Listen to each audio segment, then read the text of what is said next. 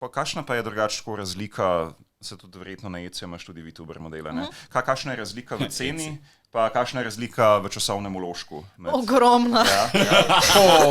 V urah, recimo, če... VTuber te lahko na ECU, koliko sem gledala, stane minimalno mogoče 50 €. Okay. A pa več, preko 100 tudi. Če poznaš Iron Mouse, ona je ena najbolj znanih VTuberjev, ne? Vem, da je govorila o tem, da je plačala za en model, mislim, da več kot $10,000.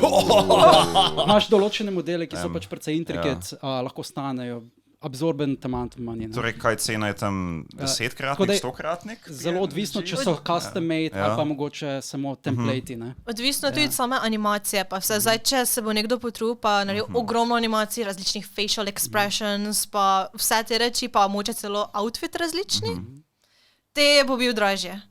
Če pa je sam en standard, te bo pa manj dražje, ampak še vedno, ker je animiran. Understandable je, da je VTuber model full dragi, zato ker je ogromno časa vloženo v sami rigging pa animacijo. Risanje modela vzame ogromno časa, ampak je the simple part. Animiranje je tisto, kaj je težko. Medtem ko pri PNG-tubi, to so pa, če na ECU kupiš full bolj poceni, ker sam daš mapo in so 4 različne slike so in to.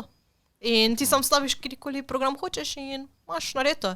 Še v risanju je razlika, ker pri VTubingu moraš vsaki del telesa vse posebej, vsaki lasek tisto razdeliti pa shadat posebej. Mislim, ko njo poslušaš, se sliši tok easy, ampak pa ko bi se dejansko to se sliši easy?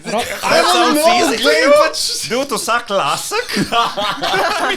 Mislim, odvisno, kako hočeš imeti to animirano. Ni nujno, da vsak lasek, če hočeš detaljno, boš vsaki mali las šel posebej. Če pa ne, boš pa imel en kup skupaj. Greš v Berserka, ne? Greš res vsako črto posebej zoomirati. Imaš potem emote za vsak lasek posebej. Imagine all the buttons. Pa še sence, vsake posebej layer sence.